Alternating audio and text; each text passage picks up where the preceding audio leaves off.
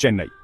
तमिलनाडु के सुपरस्टार और उभरते राजनेता विजय ने वक्फ संशोधन विधेयक 2024 पर न केवल राजनीतिक विरोध जताया, बल्कि इस मुद्दे को लेकर एक व्यापक जनांदोलन की शुरुआत की है।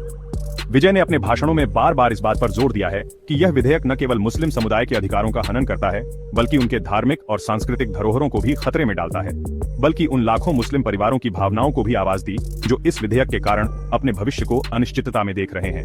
विजय ने अपने समर्थकों से अपील की है कि वे इस संघर्ष में मुस्लिम समुदाय का साथ दें और उनके अधिकारों की रक्षा के लिए एकजुट हों, जिनका रिश्ता सदियों पुरानी वक्फ संपत्तियों से आत्मिक और सांस्कृतिक रूप से जुड़ा हुआ है।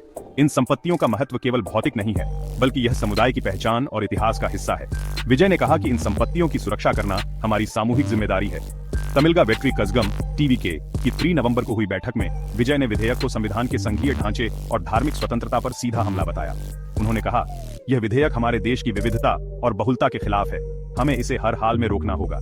ये सिर्फ जमीन का मामला नहीं है, ये उन बूढ़े दरगाहों जो हमारे पूर्वजों की धरोहर हैं का सवाल है। इन दरगाहों में न केवल धार्मिक बल्कि सांस्कृतिक और सामाजिक गतिविधियां भी होती हैं।